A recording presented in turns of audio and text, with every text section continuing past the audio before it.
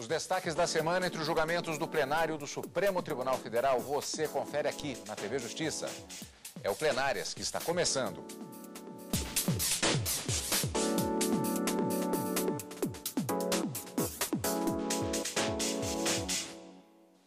Hoje com os principais momentos das sessões dos dias 21 e 22 de fevereiro de 2018. Karina, é aquela brincadeira que a gente faz de vez em quando.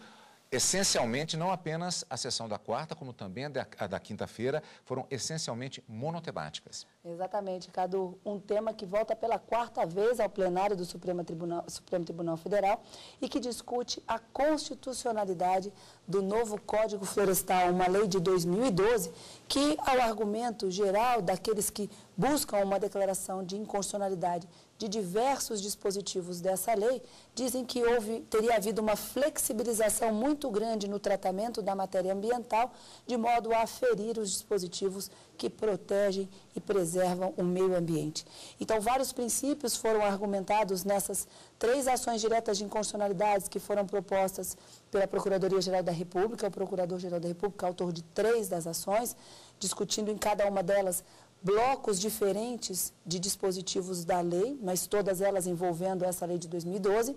Uma ação direta de inconstitucionalidade proposta pelo PSOL, um partido político, também questionando diversos dispositivos da lei que seriam incompatíveis com a Constituição Federal, mas uma ação declaratória de constitucionalidade proposta pelo Partido Progressista, que quer ver implementado e mantida essa legislação que foi aprovada no Congresso depois de diversas audiências públicas realizadas e que está em vigor atualmente e que para o Partido Progressista não haveria qualquer tipo de inconstitucionalidade. Karina, se me permite apenas para aprofundar um pequeno detalhe, que é o seguinte: como nós temos 4 ações diretas de inconstitucionalidade e uma ADC declaratória de constitucionalidade, é exatamente por conta disso, então, se quer a declaração de constitucionalidade em oposição a quem pede a inconstitucionalidade de alguns dispositivos. Na ADC, o que se busca é a confirmação da legalidade, da conformidade dessa lei com a Constituição Federal, da forma como ela está produzindo seus efeitos hoje, que isso se permaneça. Mas nas ADIs não se pede a inconstitucionalidade de toda a norma, mas de vários dispositivos que, aos argumentos dos autores, vários princípios da Constituição estariam sendo infringidos na proteção do meio ambiente. Então, dentre eles, a responsabilidade, a solidariedade que deveria ser implementada para as futuras gerações na proteção do meio ambiente estariam sendo violados em razão dessa flexibilização das normas. Regras de proteção ambiental e de reparação de danos também foi um dos temas que foram bastante debatidos nessas sessões do Supremo Tribunal Federal realizadas até aqui. O princípio da isonomia e o que muito se falou durante a sessão, a vedação do princípio do retrocesso socioambiental. Então, esses são alguns princípios que foram traçados ao longo dos pedidos de inconstitucionalidade e também debatidos pelos ministros, cujos votos até agora, nenhum deles foram totalmente convergentes, vamos dizer assim.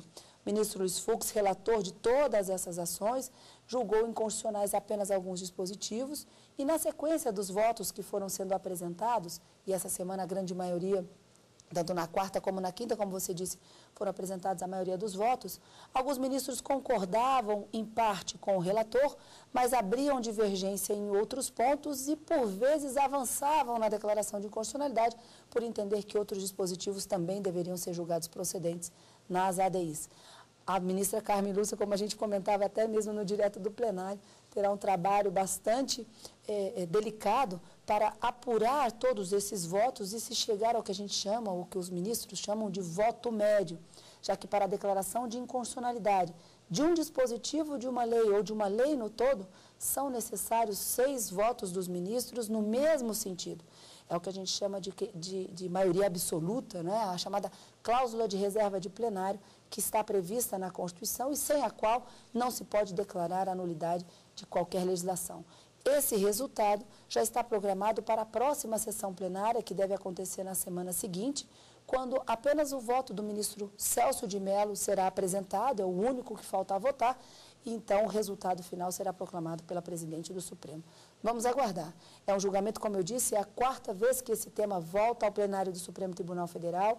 No ano passado, em setembro, as sustentações orais foram apresentadas, junto com o relator do ministro Luiz Fux, Em novembro, o voto do ministro Luiz Fux foi apresentado quando a ministra Carmen apresentou o voto vista, que foi retomado agora na quarta-feira e, na sequência, na quinta, o julgamento continuou com os votos dos demais ministros. Então, para a semana que vem, o ministro Celso de Mello apresenta o seu voto e, em seguida, a ministra Carmen proclama o resultado. Vamos aguardar. Vamos aguardar e, enquanto isso, vamos revendo como foram os principais momentos desse julgamento nas sessões desta quarta e desta quinta-feira, porque, como vimos, o Supremo Tribunal Federal retomou na sessão da última quarta-feira o julgamento das 5 ações que tratam do chamado novo Código Florestal. Chamado novo porque, embora já tenha alguns anos, ele se diferencia, portanto, da legislação anterior. Portanto, esta designação de novo Código Florestal.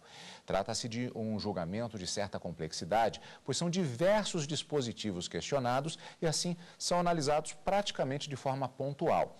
Lembrando que ainda no ano passado, o relator dos processos, o ministro Luiz Fux, já se manifestara. Nesta quarta, lembrando que prosseguiu na quinta-feira o julgamento, 2 ministros votaram. No início da sessão, a presidente do Supremo, ministra Carmen Lúcia, que daria um voto vista, cedeu o lugar para o ministro Marco Aurélio.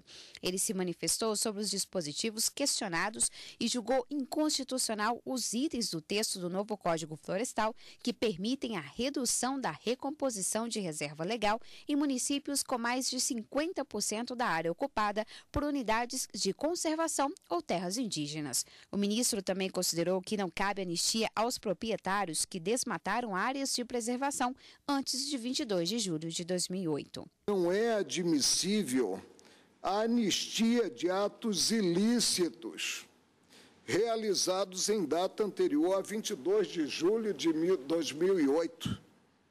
Os dispositivos devem ser analisados de forma sistêmica.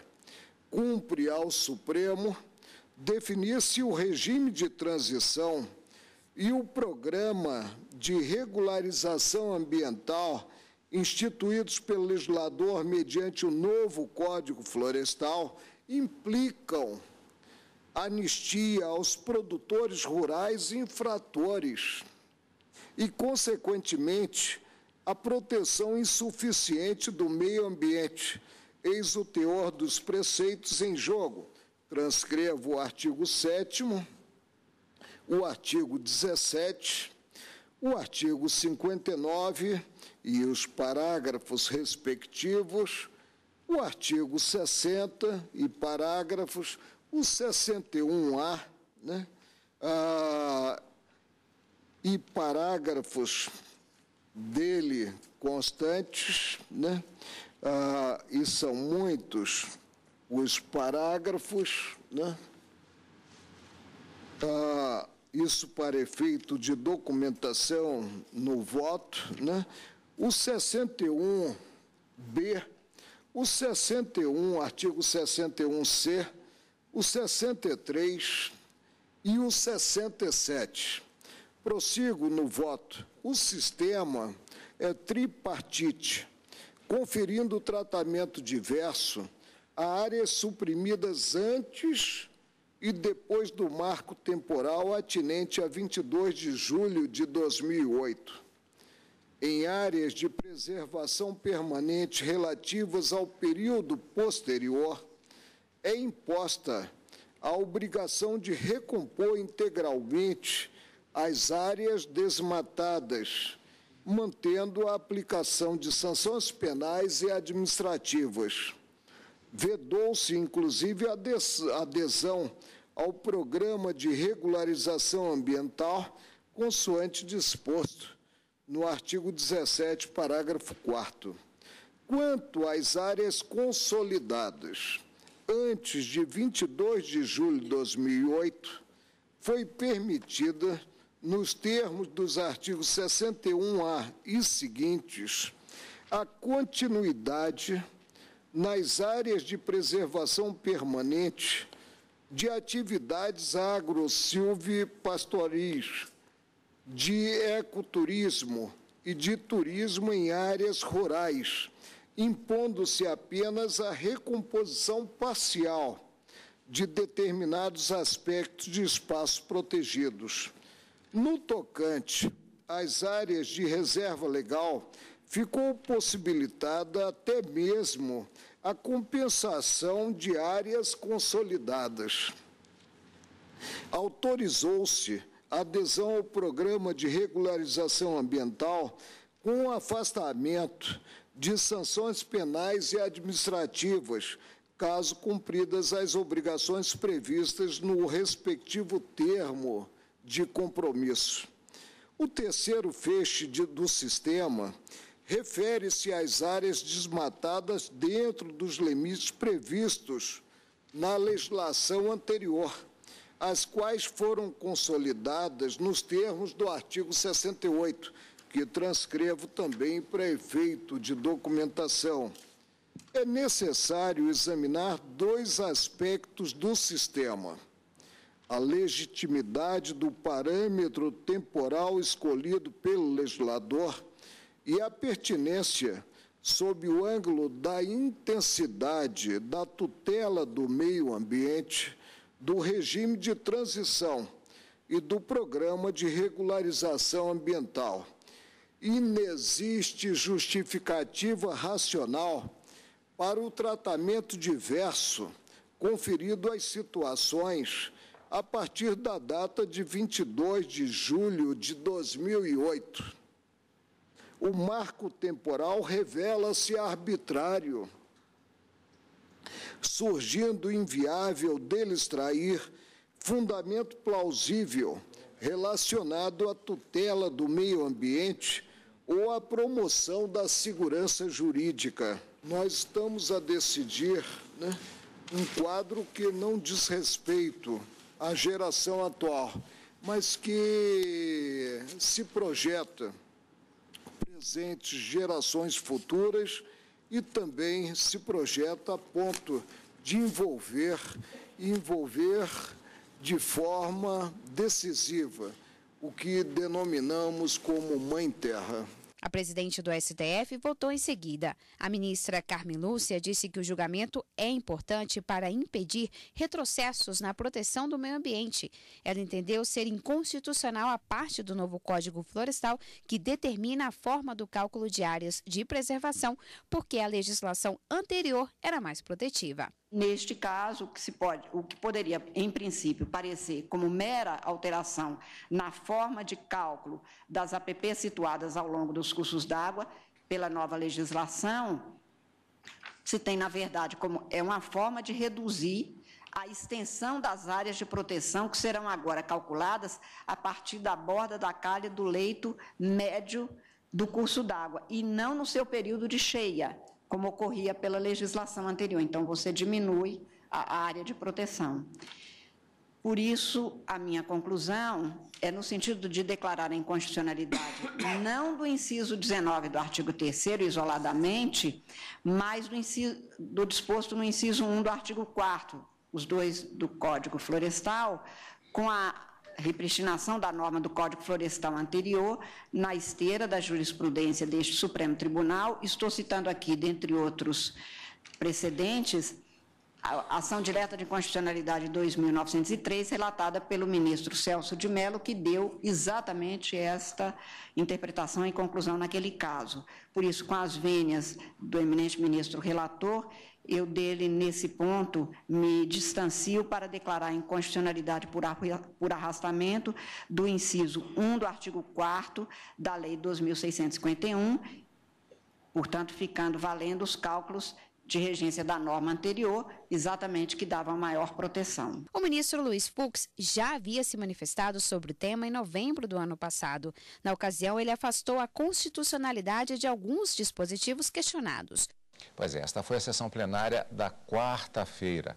No próximo bloco, vamos ver a continuidade do julgamento na sessão plenária da última quinta-feira, aqui no Plenárias.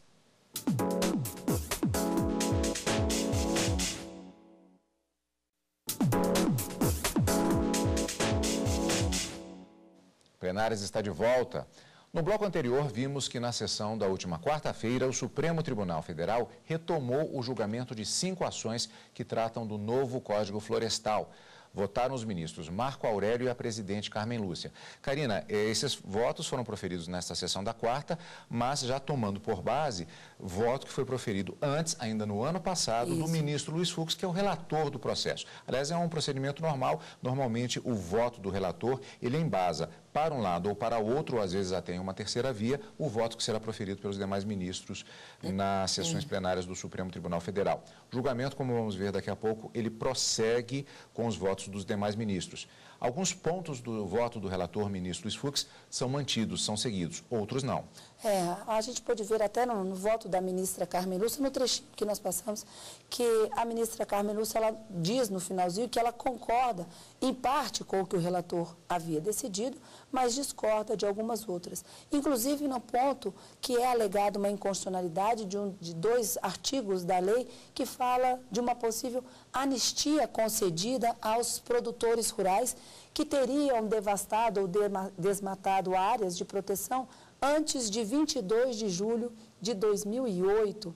E esse marco temporal também, o ministro Marco Aurélio acaba divergindo do ministro Luiz Fux, entendendo que esse corte metodológico, esse marco temporal seria também inconstitucional, por violar o princípio da isonomia e que seria desarrazoado. Mas em relação a essa anistia, a ministra Carmen Lúcia entendeu, ao contrário do que se alegava, que a lei protege, ela vem para proteger e para incentivar o infrator a recuperar o dano ambiental e não para anistiar obrigações ou atos ilícitos anteriores e desvincular o dever de reparar o dano. Então, esse ponto que se alega nas ações que teria o novo Código Florestal concedido uma anistia aos produtores rurais que tivessem cometido esses atos ilícitos antes dessa data, 22 de julho de 2008, para a ministra Carmen, não seria inconstitucional, porque não teria esse propósito de afastar a aplicação de sanções administrativas e criminais, a menos que, segundo a ministra Carmen Lúcia e outros ministros que concordaram também com esse argumento, de que não haveria anistia, a menos que no programa proposto pela lei, o pequeno produtor infrator cumprisse todos aqueles compromissos e aí não seriam aplicadas essas multas, com o dever, sim, e a obrigação de reparar o dano ambiental. Então, haveria uma divergência principal nesse que é um dos pontos mais tocados desses questionamentos nas ADIs, que seria essa existência ou não da anistia concedida a esses proprietários. Karine, esse é apenas um dos pontos. Um dos pontos, exatamente. Houve até durante a sessão plenária desta quinta-feira o comentário que a ministra Carmen Lúcia está utilizando-se de canetas de cores diferentes para se fazer esse trabalho de equilíbrio na busca do voto médio, um trabalho que deve ser executado, inclusive, durante a semana, para que já na quarta-feira tenhamos, após o voto do ministro Celso de Mello, a finalização do julgamento. Então, retomando agora na quinta-feira, vimos que na quarta-feira houve o voto da ministra Carmen Lúcia, do ministro Marco Aurélio, posterior ao voto do ano passado do ministro relator Luiz Fux, e na quinta, a retomada do julgamento para a continuidade da coleta de votos no plenário do Supremo Tribunal Federal.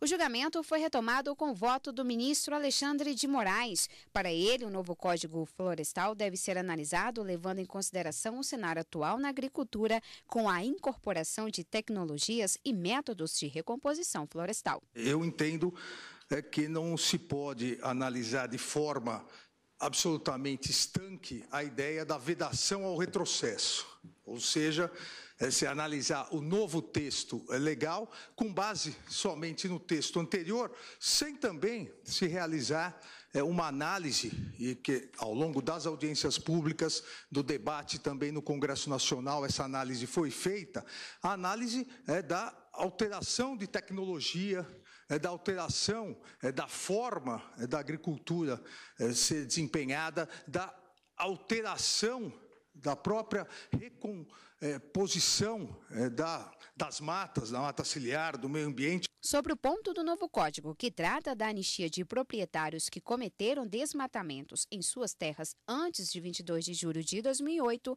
o ministro Alexandre de Moraes diverge do relator e entende que o texto é constitucional, porque não retira a obrigatoriedade de recuperação da área. Não se afastou a obrigação dessas pessoas de recomposição ambiental. O que se estabeleceu é a possibilidade de regularização ambiental com uma transação em relação aos demais pontos, não a esse ponto importantíssimo e não transacionado.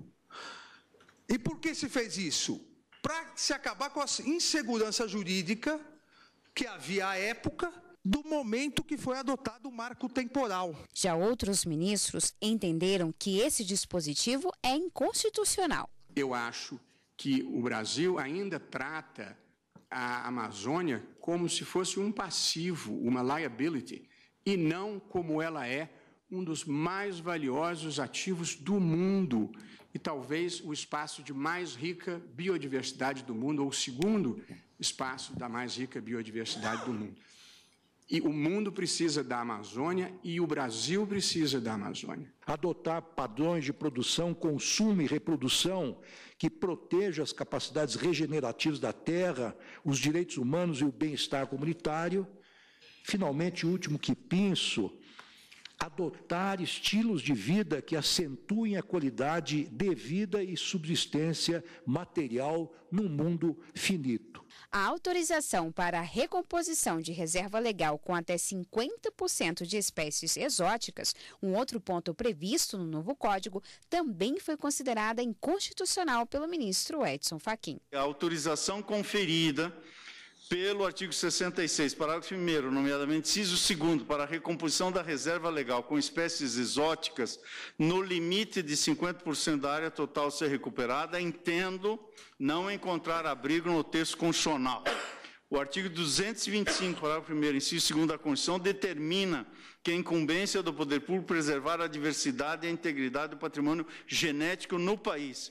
Eu acolho a opinião que recolhi da audiência pública e da manifestação do professor Jean Paul Metzger, da Universidade de São Paulo, que afirmou que a permissão do plantio de até 50% de espécies exóticas nas reservas legais leva a um processo de aceleração da perda dessas espécies, o que ofende o texto que citei da Constituição. Em síntese, acompanho parcialmente o voto do relator, ministro Luiz Fux, e adiro também à proposta de interpretação conforme feita pelo ministro Marco Aurélio em relação ao artigo 48, parágrafo 2º, para votar nos seguintes termos.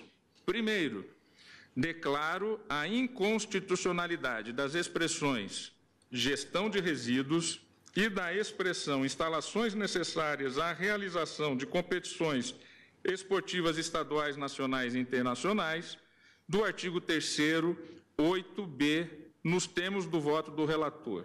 2.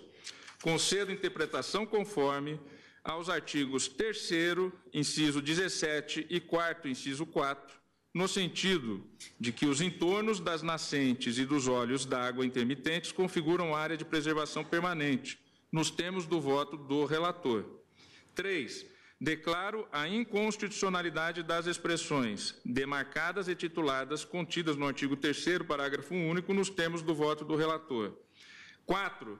Atribuo interpretação conforme ao artigo 48, parágrafo 2º, para se determinar que a compensação da reserva legal ocorra apenas em área situada no mesmo ecossistema da área a qual a cota de reserva ambiental, CRA, está vinculada nos termos da proposta formulada no voto divergente no ponto do ministro Marco Aurélio. Veja-se, então, que deixo de acompanhar o relator nos pontos em que este declara a inconstitucionalidade dos artigos 7º, parágrafo 3º, e 17, parágrafo 3º, e dos artigos 59, parágrafo 4º e 5º, e 60, normas que reputo constitucionais. Portanto, considerando cada uma das ações isoladamente,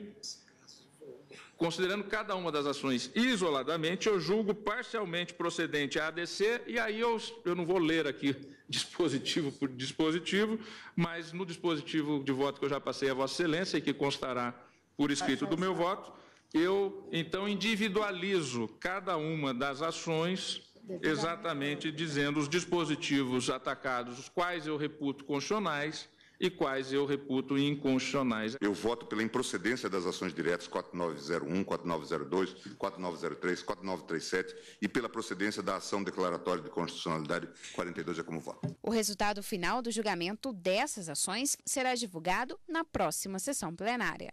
Karina, como você já disse, o único voto no sentido da constitucionalidade ou da inconstitucionalidade, considerando a ADC e a ADIs, foi do ministro Gilmar Mendes, como vimos. Talvez o voto mais fácil de se explicar até agora, Cadu, porque alguns, como eu disse, votavam junto com o ministro relator, mas divergiu em parte, na parte que o ministro talvez tenha entendido por uma inconstitucionalidade, o outro ministro entendia para dar uma interpretação conforme. Então, como você disse, para a ministra Carmen Lúcia chegar a um voto médio, será uma tarefa árdua para a ministra.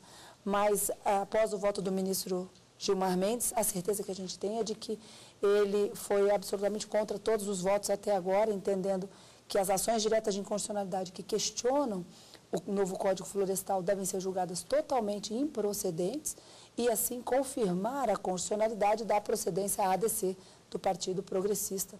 Ele afasta a aplicação aqui no caso do princípio da vedação do retrocesso, diz que é uma norma absolutamente técnica e deve continuar produzindo seus efeitos normalmente, porque entende que em nada haveria violação da Constituição. Esse foi o voto proferido pelo ministro Gilmar Mendes. O primeiro voto é discordar totalmente do relator, conforme a gente viu nas palavras do próprio ministro. Na sessão plenária da quinta-feira, como o ministro Luiz Fux, que é presidente do Tribunal Superior Eleitoral, teve de se retirar porque naquele mesmo dia havia sessão plenária do TSE e pela necessidade da presença do relator nessa votação envolvendo questões constitucionais, ficou faltando apenas o voto do ministro Celso de Mello, que já está marcado, será retomado o julgamento exatamente com este voto na sessão plenária da próxima quarta-feira. O que significa, Karina, encontro marcado com nossos amigos telespectadores. Encontro marcado na próxima quarta e quinta-feira, ao vivo, direto do plenário, e no final de semana com plenárias.